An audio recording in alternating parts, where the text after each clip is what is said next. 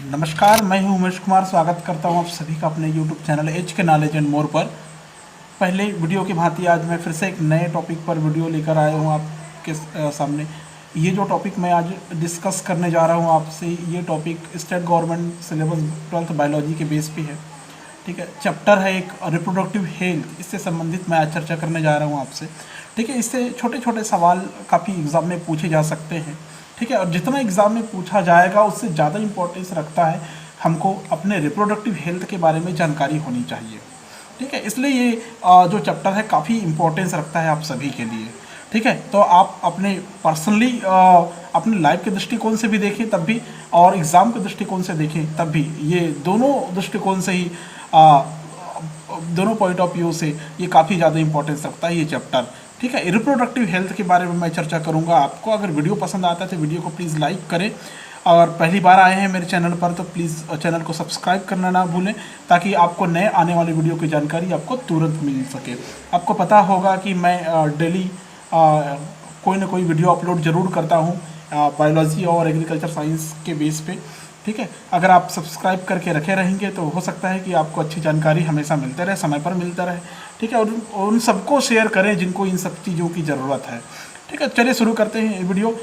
Reproductive health, इससे पहले मैंने ह्यूमन रिप्रोडक्शन के अलग अलग बिंदुओं पर, अलग अलग पॉइंट्स पर ह्यूमन रिप्रोडक्शन को मैंने बताया था आपको, कहाँ पर कौन सी प्रकार का चेंजेस होता है, कैसे बदलाव होता है, क्या हार्मोन्स होता है, क्या ऑर्गन्स होते हैं, क्या इंटरनल स्ट्रक्चर होता है, इत्यादि के बारे में मैंने बहुत विस्तार से चर्चा किया है। आप पुराना वीडियो जरूर देखें अगर आपको ह्यूमन रिप्रोडक्शन से संबंधित किसी भी प्रकार की टॉपिक चाहिए रहेगा तो। ठीक है, उसके आगे का ये टॉपिक मैं ले रहा हूँ, इस टॉपिक पर आज मैं डिस्कस करने जा रहा हूँ रिप्रोडक्टिव हेल्थ पर। रिप्रोडक्टिव हेल्थ को मैं शुरू करूँ उससे पहले आपके लिए मैं कुछ कीवर्ड निर्धारित कर देता हूँ, जिसके बेस पे मैं इसको एक्सप्लेन करूँगा आपके सामने आज। जनरल इंट्रोडक्शन की मैं थोड़ी चर्चा करूँगा, सामान्य परिचय क्या होता है रिप्रोडक्टिव हेल्थ का, उसके बारे में बात करेंगे।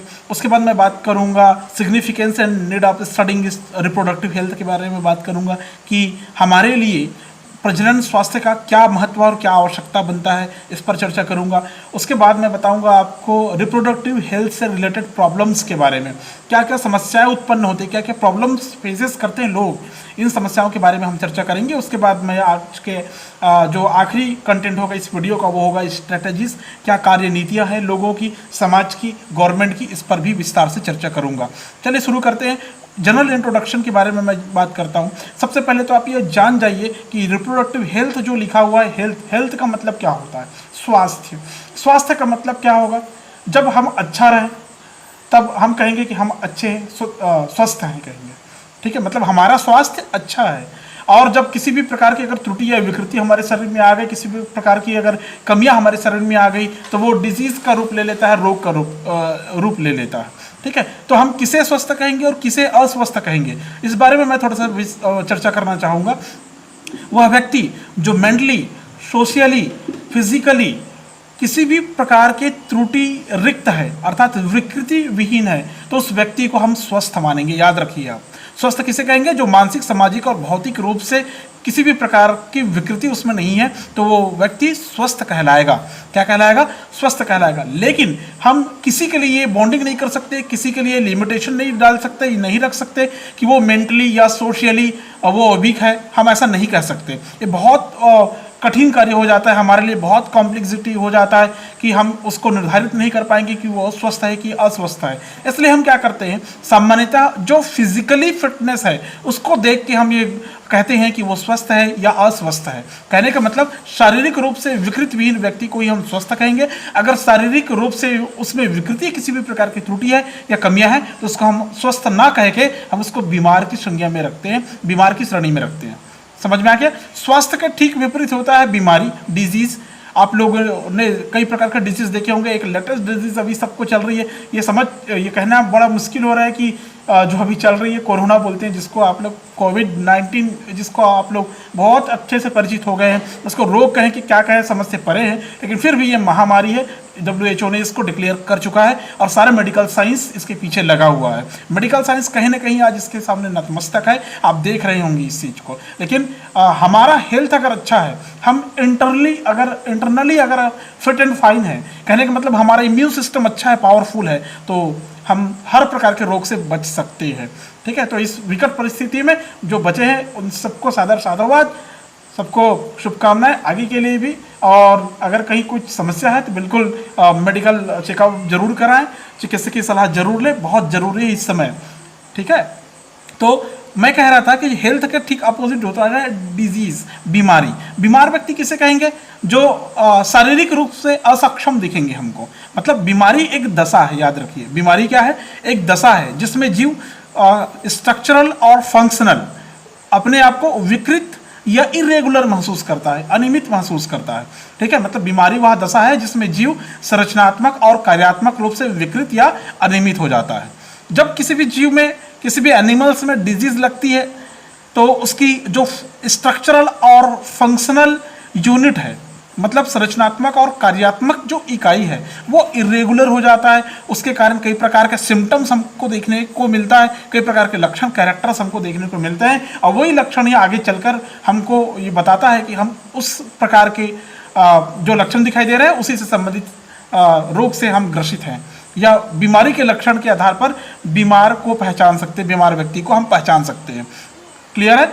अब हमारे लिए समझना होगा, ये समझना चाहिए हमको कि रिप्रोडक्टिव हेल्थ क्या होता है। वो तो समझ में आ गया कि कौन हेल्दी है, कौन बीमार है, कौन रोगग्रस्त है, कौन स्वस्थ है, ये तो समझ में आ गया आपको। अब सवाल ये उठता है कि जो रिप्रोडक्टिव हेल्थ है इसका मतलब क्या है? इस शब्द से तात्पर्य आपके लिए ऐसा हो सकता है, ये हो सकता है कि सामान्यतः जब स्वस्थ रिप्रोडक्टिव ऑर्गन और उसके जनरल या सिंपल फंक्शंस से रिलेटेड है, ये समझिए आप। रिप्रोडक्टिव हेल्थ का मतलब क्या है? रिप्रोडक्टिव ऑर्गन और उसके कार्यों से संबंधित है ये। WHO जो है, वर्ल्ड हेल्थ ऑर्गेनाइजेशन है, इसके अनुसार रिप्रोडक्टिव हेल्थ का अर्थ होता है रिप्रोडक्शन के सभी पहलुओं सहित एक संपूर्ण स्वस्थ, अर्थात आप फिजिकली, आप मेंटली, आपका बिहेवियर, आपका सोशल, इन सारे रूपों में आप स्वस्थ रहें, हेल्दी रहें, तो ही उसे WHO ने स्वस्थ कहा है, प्रजनन के दृष्टिकोण से स्वस्थ माना है। ठीक है, कहने का मतलब ये है, सर और एक बार रिपीट कर देता हूँ, प्रजनन के सभी पहलुओं सहित एक संपूर्ण स्वास्थ्य, अर्थात शारीरिक, भावनात्मक, व्यवहारात्मक और सामाजिक स्वास्थ्य को ही WHO ने स्वस्थ व्यक्ति, प्रजनन स्वास्थ्य, जो स्वस्थ व्यक्ति है उसका प्रजनन स्वास्थ्य है वो स्वस्थ है, ऐसा कहा है।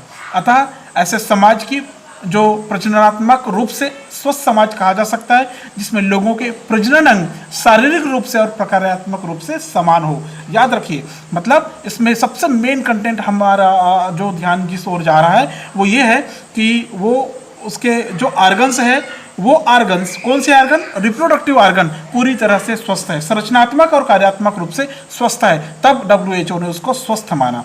क्लियर है? ये हो गया जनरल इंट्रोडक्शन। उम्मीद करता हूं कि आपको इंट्रोडक्शन समझ में आया होगा और आपके लिए ये प्लेटफॉर्म बन गया है कि आगे क्या पढ़ना है, कैसे पढ़ना है, क्या चीज़ें आपके लिए इंपॉर्टेंस रखता है।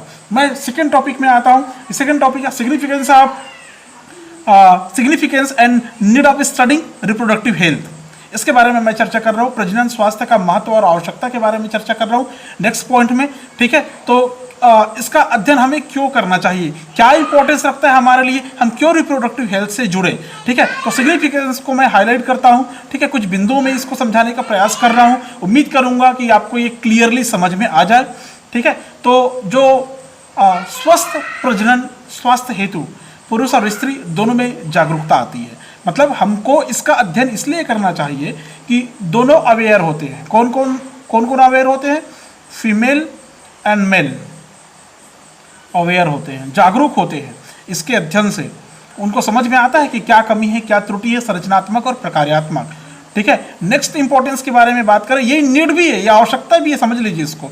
ये जितना महत्व है कि जागरूक होते हैं उतना ही आवश्यकता भी, जागरूक होना चाहिए।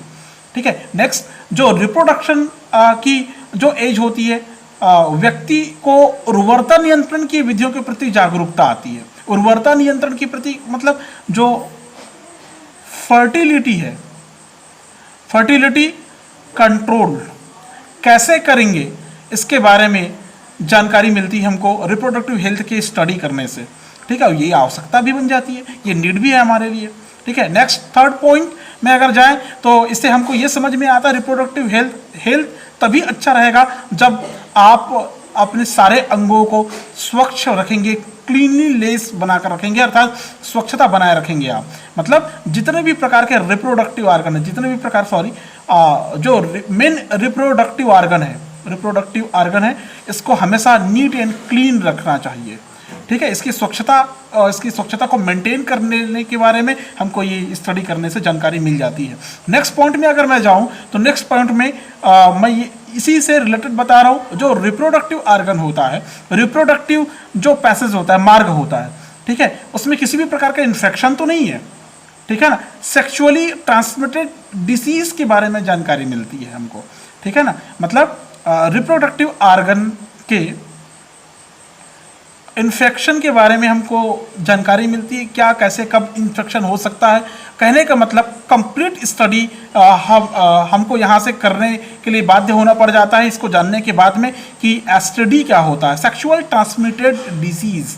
इसके बारे में शॉर्ट फॉर्म जो लिखा जाता है एसटीडी, सेक्सुअल ट्रांसमिटेड डिसीज़, इसके बारे में बहुत बार पेपर में फुल फॉर्म लिखने के लिए पूछा गया आया है, तो आपको पता होना चाहिए। लैंगिक रूप से संचारित रोग या लैंगिक संचारित रोग ऐसा आप कह सकते हैं इसको, ठीक है। इसके बारे में हमको जानकारी मिलती है। नेक्स्ट पॉइंट में अगर मैं जाऊं तो नेक्स्ट पॉइंट कुछ इस प्रकार से मिलेंगे कि आपको परिवार नियोजन करने के बारे में जानकारी मिलती है। परिवार नियोजन एक बहुत बड़ा शब्द है, याद रखिए।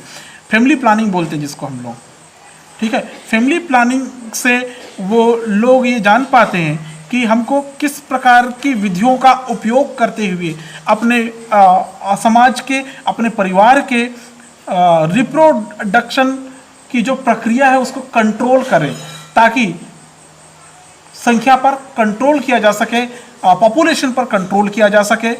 इसलिए ये जरूरी है फैमिली प्लानिंग, ताकि जितने भी फैमिली रहेंगे उनका पालन पोषण अच्छे से हो सके, उनको सभी प्रकार की वो सुविधाएं मिल सके जो आधारभूत सुविधा की आदमी महत्वाकांक्षी होती है, वो सारी मिल सके। अगर फैमिली प्लानिंग सही तरीके से, चरणबद्ध तरीके से हुई रही होगी, सही तरीके से हुई रही होगी, तो परिवार खुशहाल होता है। अब जान लीजिए, हेल्दी फैमिली की जो लक्षण होता है वो खुशहाली से भरा होता है, ठीक है। सभी के सभी हैप्पी होते हैं, हैप्पीनेस ही होता है उसके घर में, ठीक है। तो इसमें बहुत बड़ा रोल प्ले करता है रिप्रोडक्टिव हेल्थ के बारे में जानकारी रखना, ठीक है। हमको रोग की जानकारी होती है, त्वरित उपचार करवाने में आसानी हो जाती है। अगर हम रिप्रोडक्टिव हेल्थ से अनजान हैं तो किसी भी प्रकार का अगर कोई डिजीज़ हो गई, कोई कमजोरी आ गई, कोई वीकनेस आ गई, कोई प्रॉब्लम हमको महसूस हो रही है, तो उसका ट्रीटमेंट कराना है, ये हमको यहाँ से जानकारी मिल जाती है।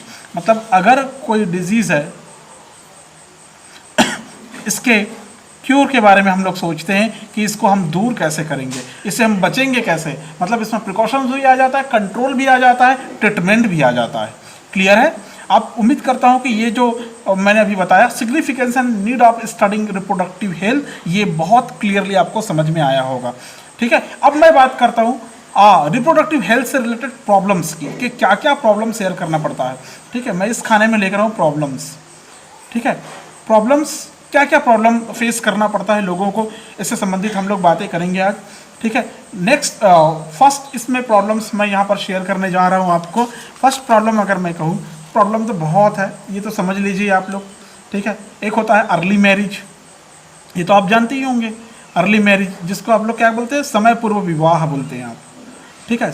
अर्ली मैरिज, मैं इसको लिख नहीं रहा हूँ, एक्सप्लेन नहीं कर रहा हूँ डायरेक्टली, पूरा क्लियर एक्सप्लेन नहीं करने जा रहा हूँ, बस सिर्फ बोल के बता रहा हूँ आपको। अर्ली मैरिज से तात्पर्य होता है समय पूर्व विवाह। आपने देखे होंगे कि पहले के समय में, आजकल तो थोड़ा कम ही हो गया, लेकिन पहले के समय में क्या होता था, बच्चों का विवाह उनके एडल्ट स्टेज में जाने से पहले ही, एल्डोस्टेरोन कंडीशन में जाने से पहले ही उनका विवाह कर दिया जाता था। मतलब यहाँ पर जब वो मैच्योर नहीं है तभी उनका विवाह कर दिया जाता था, समय पूर्व विवाह। ये बहुत बड़ी प्रॉब्लम बन के उभरी थी, ठीक है। इसको अलग अलग प्रकार के लोगों ने, अलग अलग प्रकार के समाज से सामने आए, अलग अलग प्रकार के लोग सामने आए, और इसको धीरे धीरे करके आज पूरी तरह से इस प्रथा को लगभग ख़त्म ही कर दिए हैं, ठीक है।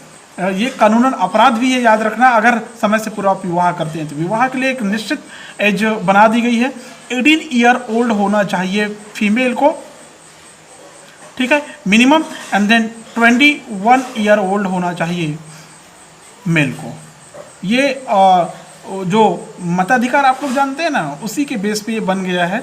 मतलब इसी को हम लोग वयस्क मानेंगे, इतने आयु में वो चला गया है तभी उनका विवाह करेंगे ऐसा मानते हैं अभी। लेकिन पहले क्या होता था, 18 से पहले 21 से पहले विवाह कर दी जाती थी। ठीक है, एक और प्रॉब्लम मैं शेयर करूँ आपको, ऐसा कई प्रॉब्लम है लेकिन एक प्रॉब्लम है टैबू। ये जो टैबू है, ये जो टैबू है इसके बारे में शायद आपने नहीं सुना रहा होगा, तो आज सुन लीजिए ये क्या होता है। इन इंडियन कल्चर में क्या होता है, कई प्रकार के धर्म होते हैं, कई प्रकार की परंपराएं, कस्टम्स होते हैं, कई प्रकार के रीति रिवाज से लोग जुड़े हुए होते हैं। ठीक है, तो इसमें क्या व्यवस्था होती है इस टैबू के अंदर कि बच्चों को प्रजनन स्वास्थ्य संबंधी ज्ञान आवश्यकता अनुसार नहीं दिया जाता। मतलब इसके बारे में सही ज्ञान लोग अपने बच्चों को नहीं दे पाते, आज भी नहीं दे पा रहे हैं। ये जान लीजिए, हमारे भारत के संस्कार और संस्कृति कुछ ऐसी है कि रिप्रोडक्टिव हेल्थ के बारे में अपने बच्चों को जानकारी देने से लोग हिचकते हैं। क्लियरली वो इस मैटर में बात नहीं करना पसंद करते, चाहे मैटर चाहे जो भी हो, लेकिन इसमें बात करना उचित और अच्छा नहीं समझते। उनको ऐसा लगता है कि समय के बाद, एक निश्चित समय के बाद, निश्चित ड्यूरेशन के बाद बच्चे खुद ही जान जाएंगे, ऐसा लगता है, जिसके कारण आगे चल के कई प्रकार की समस्याओं का सामना करना पड़ सकता है या पड़ता ही है, जान लीजिए। तो ये बहुत जरूरी है टैबू, मतलब ये रूढ़िवादी मानसिकता को दर्शाता है। आज देखो, आज वर्ल्ड जो है बहुत आगे बढ़ चुकी है, यहाँ पर हर चीज़ के बारे में जानकारी सारे लोगों को होना जरूरी है। ठीक है, और उसकी शुरुआत हम कर सकते हैं अपने घर से, अपने बच्चों से कर सकते हैं। क्लियर है, तो ये हो गया टैबू। ठीक है, नेक्स्ट प्रॉब्लम की बात मैं करूं तो इसमें कुछ पेरेंट ऐसे होते हैं, किड पेरेंट होते हैं। क्या होते हैं? किड पेरेंट होता है। ठीक है, ये अमूमन सबके घरों में देखने को मिलता है, आज भी देखने को मिलता है दोस्त। अगर आप लोग गौर किए होंगे तो ये देखने को जरूर मिलेगा। ठीक है, तो जो अर्ली मैरिज होता है उसके विवाह के परिणाम स्वरूप जो बच्चे होते हैं वो जल्दी पेरेंट्स की भूमिका में आ जाते हैं, बहुत जल्दी उनके बच्चे हो जाते हैं, बच्चों के लालन पालन करना शुरू कर देते हैं, मतलब वो पेरेंट बन जाते हैं, किड पेरेंट बोलते हैं जिसको हम लोग। बच्चों जैसे माता पिता, बाल विवाह के परिणाम स्वरूप बच्चे होने पर भी माता पिता बच्चे जैसे ही होते हैं, याद रखिए। भले वो बच्चे आ गए उनके, लेकिन वो उस दौरान भी चाइल्ड ही रहेंगे, चाइल्ड कंडीशन में ही रहेंगे। नेक्स्ट प्रॉब्लम की मैं बात करूँ, नेक्स्ट इसमें प्रॉब्लम आता है, बहुत बड़ी प्रॉब्लम है। ठीक है, जो जिससे आज लगभग सभी लोग गुजर रहे हैं, ये होता है कैरियर। ठीक है, कैरियर भविष्य के बारे में बात करें अगर हम लोग, तो भविष्य देखो, भविष्य कोई किसी का नहीं जानता, ये तो जान लीजिए आप लोग। फिर भी ठीक है, आफ्टर द मैरिज जो वाइफ हस्बैंड रहते हैं वो अमूमन देखने में आया है कि आगे स्टडी नहीं कर पाते, अपने अध्ययन को जारी नहीं रख पाते, जिसके कारण दोनों का जो फ्यूचर रहता है वाइफ और हस्बैंड का, वो अंधकारमय हो जाता है। खास करके जेंट्स जो होते हैं, मेल विंग्स जो होते हैं, वो तो जैसे तैसे अपनी पढ़ाई लिखाई पूरी कर लेते हैं, जॉब करना है इसलिए। लेकिन जो फीमेल बॉडीज़ होते हैं उनके लिए सबसे बड़ी दिक्कत होती है, आफ्टर द मैरिज वो सारी चीज़ें भूल जाते हैं और पूरा ध्यान उनका घर में ही लगा रहता है, घर को सजाने संवारने में लगा देते हैं। फिर थोड़े दिन बाद में बच्चे आ जाते हैं तो बच्चों को किड पेरेंट जैसा संभालना शुरू कर देते हैं। ठीक है, इसको किड पेरेंट ही कहूँगा मैं, यहाँ पर भी किड पेरेंट ही कहूँगा, क्योंकि अगर इस स्थिति में अगर आए हैं तो उसको मैं किड पेरेंट कह रहा हूँ। बच्चों के अंदर समझ नहीं होती, इसलिए मैं इस शब्द को प्रयोग कर रहा हूँ उन सबके लिए। ठीक है, नेक्स्ट प्रॉब्लम की अगर मैं बात करूँ तो नेक्स्ट प्रॉब्लम होता है टीन एज लेडी। ठीक है, ये जो टीन एज लेडी है, टीन एज लेडी कहने का मतलब है कम उम्र की महिला। ठीक है, जब विवाह होता है तो अक्सर लोग क्या करते हैं, मैरिज करने के लिए अपने से बहुत कम उम्र के लड़की के साथ में विवाह करना पसंद करते हैं। ठीक है ना, कम उम्र की विवाहित जो महिला होती है वो शारीरिक रूप से जो फिजिकली होती है वो प्रेगनेंसी के लिए और जो न्यू बॉर्न बेबी रहता है उनके जो गर्भ में होगा, यूट्रस में होगा, उसके लिए समुचित पोषण कर पाने में असमर्थ होती है। याद रखना, मतलब टीनेज जो लेडी होती है उसके अंदर इतनी समझ नहीं होती कि गर्भधारण के पहले, गर्भधारण के समय, गर्भधारण के बाद, बच्चे के जन्म के बाद किस प्रकार की अवस्था में रहनी है या किस प्रकार की अवस्था बनाए रखनी है, इसके संबंध में उनको जानकारी नहीं हो पाती। ठीक है, समुचित पोषण व्यवस्था नहीं कर पाते उस बच्चे के लिए। ठीक है, नेक्स्ट कंटेंट में जाऊँ, नेक्स्ट प्रॉब्लम की अगर मैं बात करूँ, इसमें होता है डिफॉर्मिटीज़ होता है। ठीक है, डिफॉर्मिटीज़, ये जो होता है डिफॉर्मिटीज़, इसको हिंदी में कहते हैं कुरूपता। कुरूपता का मतलब होता है अगर आप कि मैरिज अर्ली मैरिज कंडीशन में होती है, समय से पूर्व विवाह होती है, तो पैदा होने वाले जो संतान रहते हैं वो कुरूप हो जाते हैं। क्या हो जाते हैं? कुरूप हो जाते हैं। कुरूप होने से तात्पर्य सिर्फ दिखने से नहीं होता। कुरूप होने से तात्पर्य होता है मेंटली किस प्रकार से उनका माइंड डेवलप हुआ है, ये भी एक होता है डिफॉर्मिटीज। तो मैं इस पॉइंट में आपको ये भी बता देता हूँ, अगर वो मेंटली फिट नहीं है तो उसको कुरूप ही कहा जाएगा, दिखने में वो कैसा भी रहे, ठीक है ना। दिखना जो आउटर स्ट्रक्चर है, बाहरी मॉर्फोलॉजी है, वो भी इसमें इंपॉर्टेंस है, लेकिन याद रखिए मेंटली अगर वो फिट है, मेंटली अगर अच्छा है, तो वो ये जो शब्द है डिफॉर्मिटीज, ये ऑटोमेटिकली खत्म हो जाता है। क्लियर है।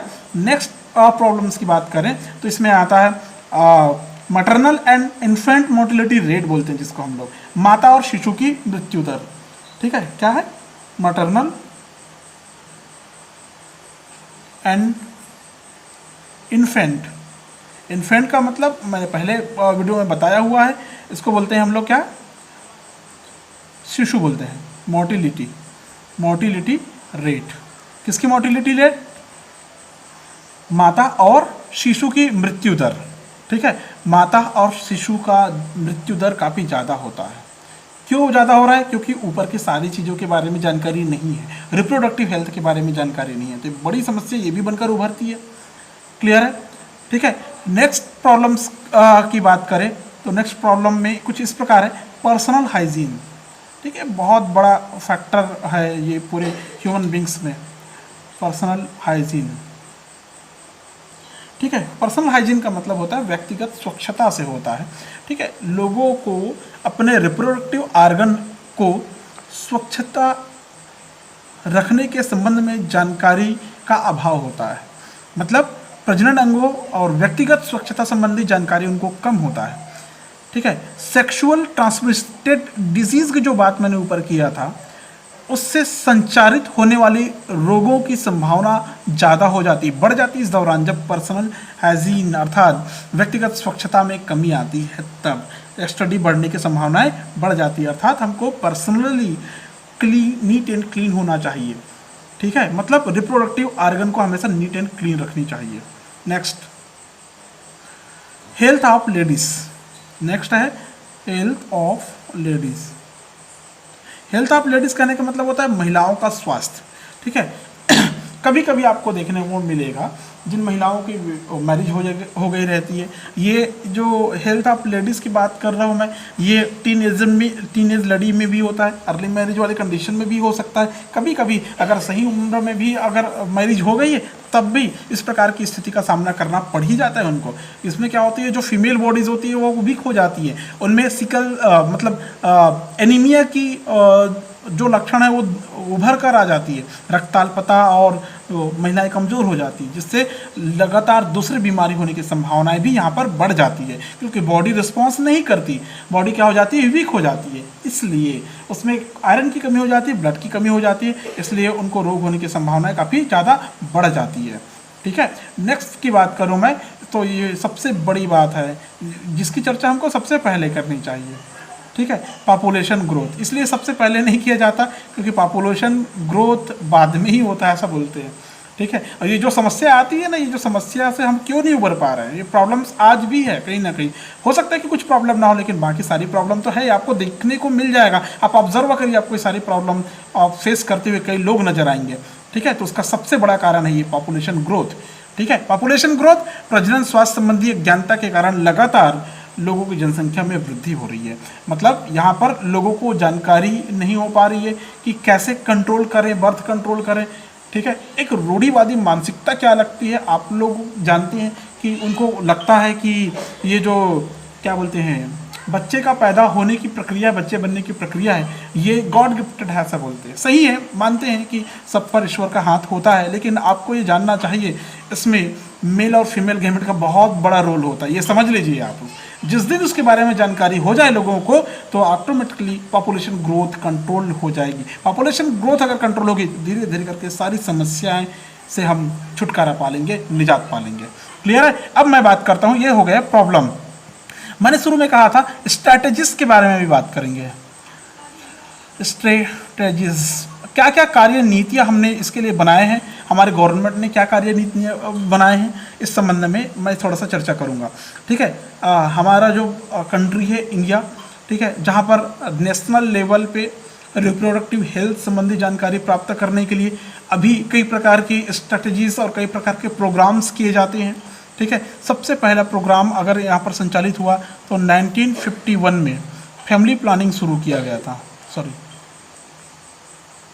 फैमिली प्लानिंग कब शुरू किया था, ये ईयर याद रखेंगे। 1951 में फैमिली प्लानिंग प्रारंभ किया गया था, जिसका समय समय पर ऑब्जर्वेशन किया जाता है, एवोल्यूशन किया जाता है। ठीक है, बाद में ये थोड़ा सा इसका रूप बदलता है और 1977 के आसपास इससे संबंधित एक व्यापक कार्यक्रम किया जाता है, जिसमें जनन एवं बाल स्वास्थ्य कार्यक्रम शामिल हो जाता है। क्या हो जाता है? जनन एवं बाल स्वास्थ्य कार्यक्रम, याद रखेंगे। मतलब जननी, जच्चा और बच्चा के संबंध में एक वृहद कार्यक्रम चलता है। और आज आप लोग देखते हैं जच्चा बच्चा के संबंध में बहुत सारे चीज़ आपको देखने और सुनने को मिलता है। 1977 की बात है, जिसमें काफ़ी ज़्यादा व्यापक हुआ ये आंदोलन, या ये प्रोग्राम ज़्यादा व्यापक किया गया ताकि लोगों को, हर लोग को इसके बारे में जानकारी हो। क्लियर है? रिप्रोडक्टिव चाइल्ड हेल्थ बोलते हैं जिसको हम लोग, रिप्रोडक्टिव चाइल्ड हेल्थ बोलते हैं। रिप्रोडक्टिव चाइल्ड हेल्थ के बारे में जानकारी मिलना शुरू हो गया। मतलब ये व्यापक कार्यक्रम है, बड़ा कार्यक्रम है, इससे बड़ा कार्यक्रम है।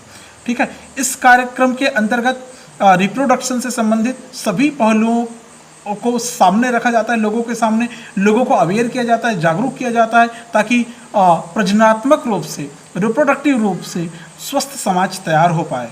ठीक है, उनको उस संबंध में कई प्रकार के एप्लीकेशंस भी दी जाती है, कई प्रकार के प्रोत्साहन दिए जाते हैं, सुविधाएं भी दी जाती है। ठीक है, तो वो क्या क्या सुविधाएं हैं, देखिए गवर्नमेंट के द्वारा क्या क्या किया जा रहा है। सबसे पहले स्ट्रैटेजीज के बारे में बात करते हैं हम लोग। बहुत सारे स्ट्रैटेजीज होंगे आपके सामने, ठीक है, लेकिन मैं यहाँ पर जो आपका सिलेबस में उसके बेस पे आप इसको क्लियर करने जा रहा हूँ। प्लानिंग अबाउट अवेयरनेस, ठीक है, जागरूकता संबंधी उपाय क्या है?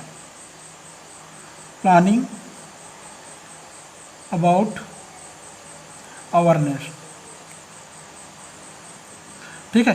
प्लानिंग अबाउट अवेयरनेस कहने का तात्पर्य जागरूकता संबंधी उपाय। तो इसके लिए क्या करते हैं, अभी गवर्नमेंट ने एक बहुत बढ़िया प्रक्रम चलाया जिसमें ऑडियो विजुअल, ठीक है, ऑडियो विजुअल मतलब ऑडियो भी और विजुअल मतलब दृश्य, मुद्रित सामग्री की सहायता से, ठीक है, गवर्नमेंट और जो सेमी गवर्नमेंट गैर सरकारी संगठन है, प्राइवेट संस्थान भी, एनजीओ वगैरह बहुत सारे काम कर रहे हैं इसमें, जनता के बीच जाकर, लोगों को पॉपुलेशन के बीच जाकर रिप्रोडक्शन से संबंधित जागरूकता लाने का उपाय कर रहे हैं। तो बहुत बड़ा प्लानिंग है ये, याद रखिए।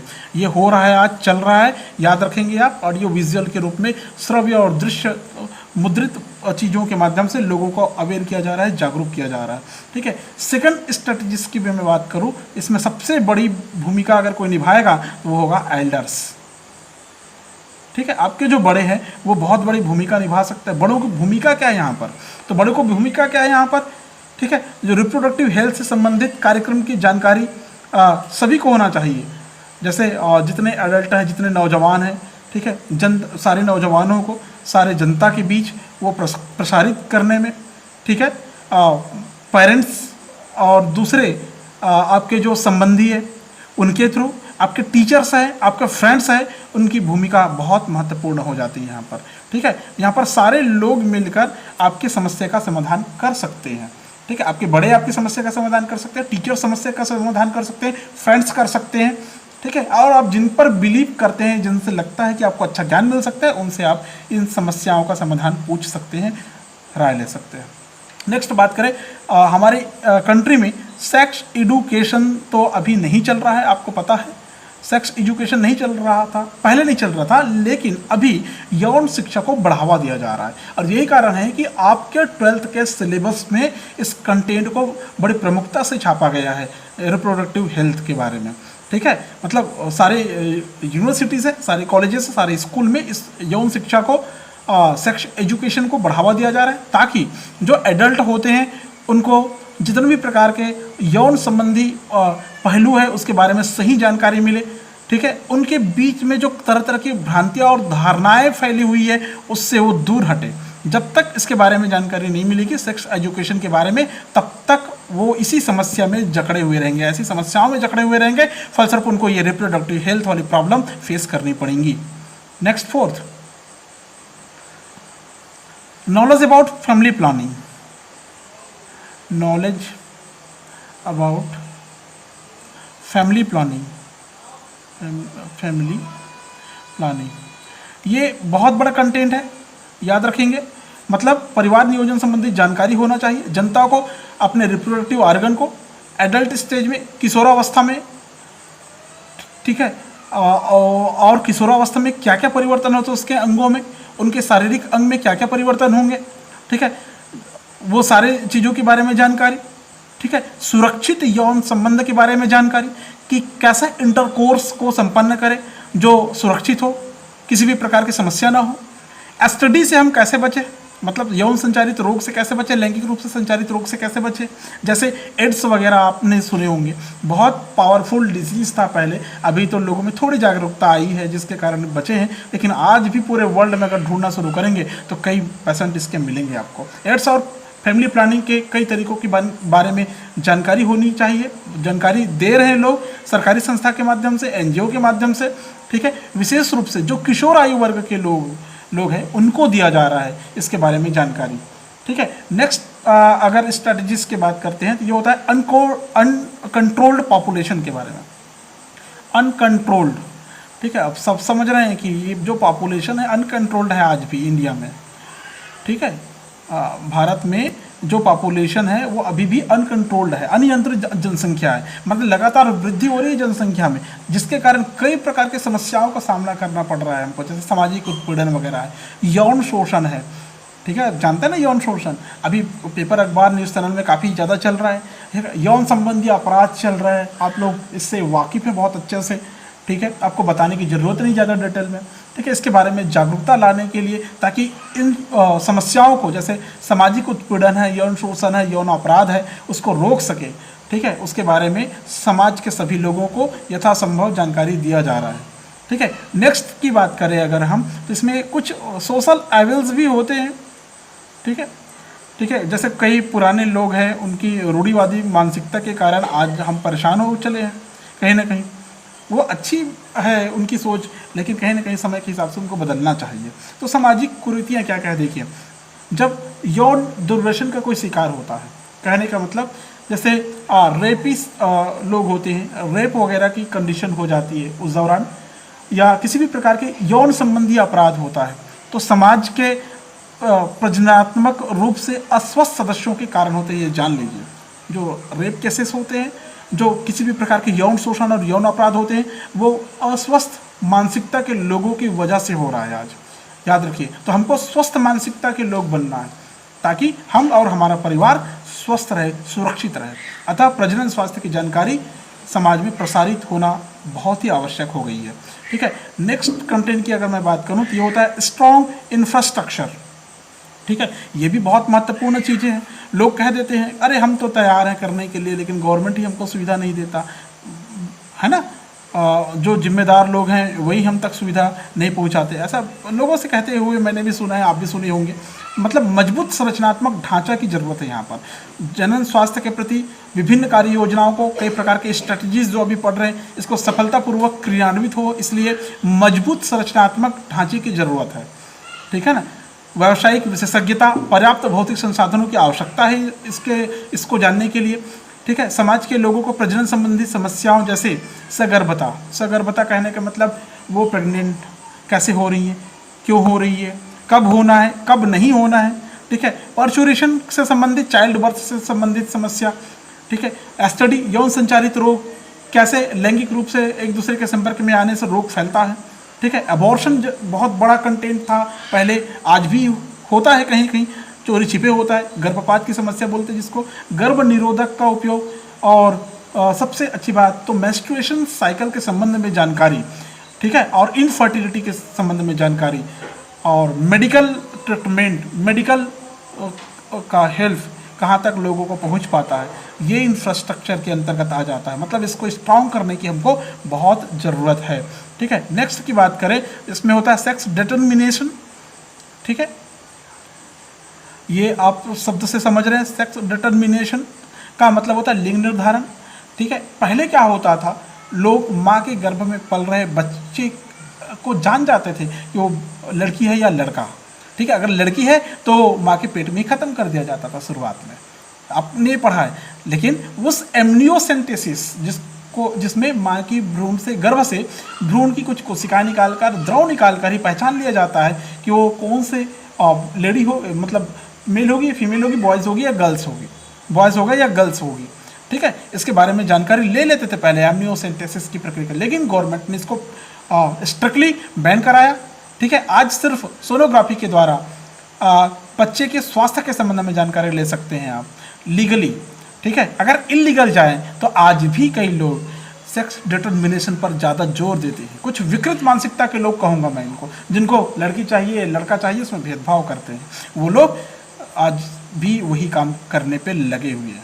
क्लियर है। लेकिन गवर्नमेंट ने इस पर व्यापक प्रतिबंध लगाया है, याद रखिए, वैधानिक प्रतिबंध लगाया है। कहीं भी आप किसी से भी इस मैटर में पूछ सकते हैं, जानकारी ले सकते हैं कि सोनोग्राफी के द्वारा, एमनियोसेंटेसिस प्रक्रिया के द्वारा मादा भ्रूण की जानकारी ना दें किसी को। ऐसा गवर्नमेंट ने बहुत अच्छा कार्य किया है, जिसके लिए बधाई के पात्र हैं सारे गवर्नमेंट।